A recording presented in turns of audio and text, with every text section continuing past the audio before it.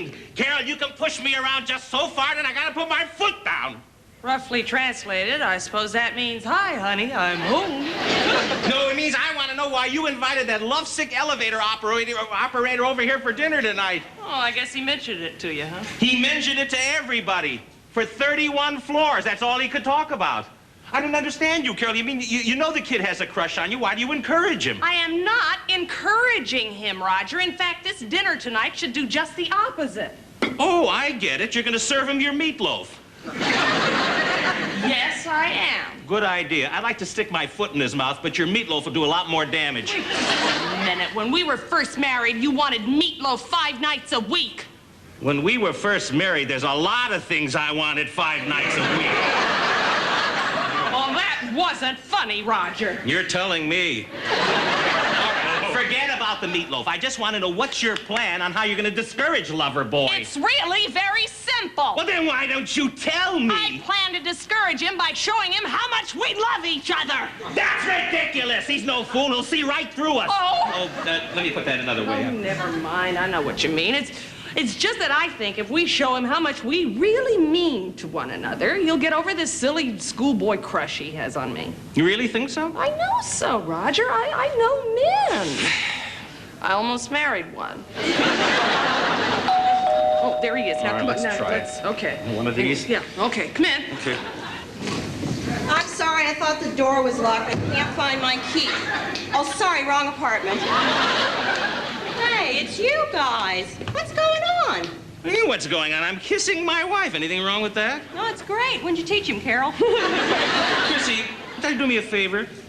Why don't you figure out a way to make your sister an only child? I'd rather make her a widow. Oh, there he is. Come on, let's give it one of these. Okay. Come in.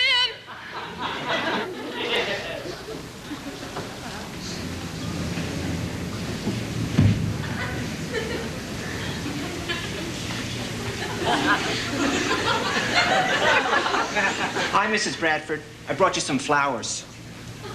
I'll put them in the vase for you. Gee, the table looks terrific. It was real nice of you to invite me to dinner. I'm sorry I didn't have time to change out of my uniform, but I didn't want to be late for our first date. Oh. Hello, Jim. I'm sorry I didn't hear you come in. You remember my husband, Roger? Hi, Guy. Afraid the missus and I got a little carried away. Well, that's the way it is when two people in love don't see each other all day. Oh, I know.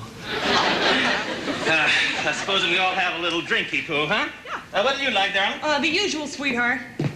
The usual? White wine on the rocks. How'd you know? Oh, you'd be surprised what you hear in an elevator. I even know what size dress you wear. Well, big deal. So do I. She wears a size 9. 8. 9? 8? Carol? I'm afraid my husband's right, Jimmy. I wear a 9. Mm-hmm. Now that that's settled, what would you like to drink? Oh, I'll have white wine on the rocks, too. I was a fool to ask. Jim, why don't you, I tell you what, I'll go in and help my wonderful husband with the drinks, and you sit over there on the couch and make yourself comfortable. Way over there? Well, we'll be right back. Okay. Okay.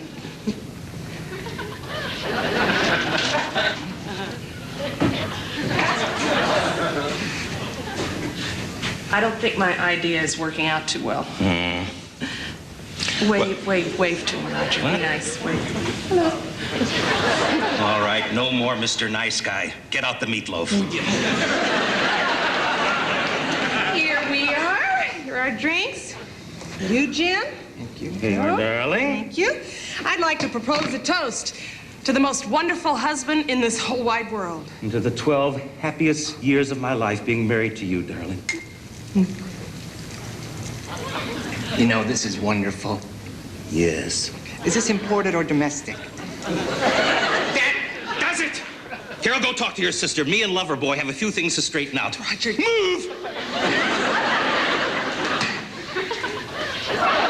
Now, you and I are going to have a little man-to-man talk. What about? Our wife. Oh, great. First of all, you might as well admit it. You have a crush on her, right? Oh, I don't have a crush on her. You don't? No, I'm way beyond the crush stage. I'm in love with her. But you can't be in love with her. She's my wife. Besides, she needs someone closer to her own age. See, even you realize it. We're not that far apart in age. Really? Gee, you see, I wanted to introduce you to my mother. She's a widow, and she has a big thing for men with receding hairlines.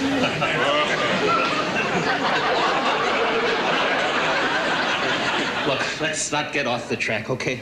Just let me get this straight.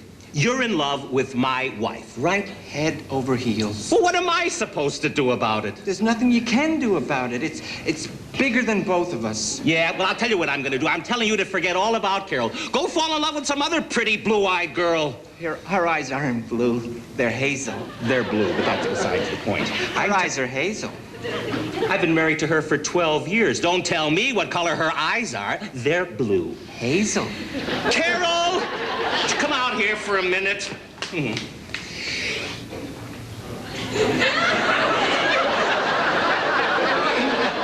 Now look, Jimbo, there's any number of girls you could fall in love with. Oh, what time is dinner? I'm starving.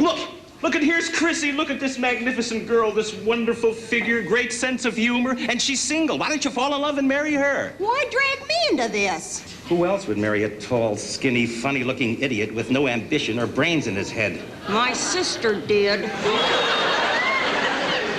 Thanks for the suggestion, Mr. Bradford. But I think I'll stick with your wife. Nothing personal. Oh, I give up. Why don't you and Chrissy talk to him? I need another drink. Stick with me. Sit down, huh? Right here, Jim.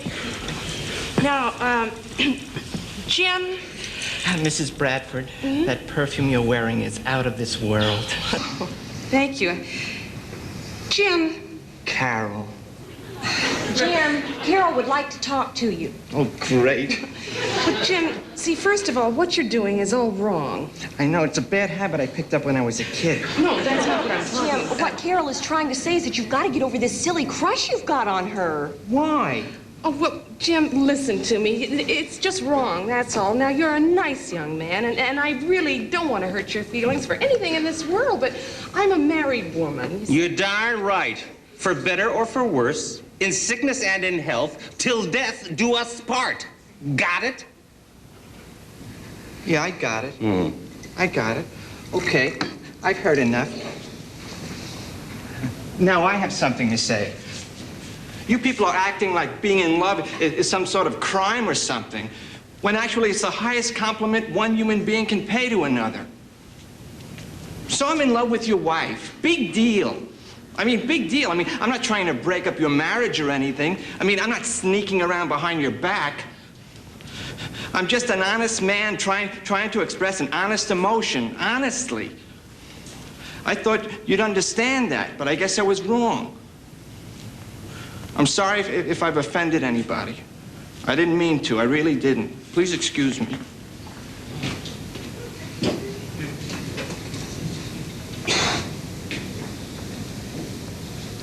Well, nice going, Roger. I feel rotten. Another man is in love with my wife, and I feel rotten. I'm gonna go catch him. Jim? Oh, Jim. Jim, come in, please. I'm so sorry. Please say you'll stay for dinner. I'll stay. Oh, Thank good. you. Thank you very much. And then after dinner, we can go to a movie while they're doing the dishes. You know?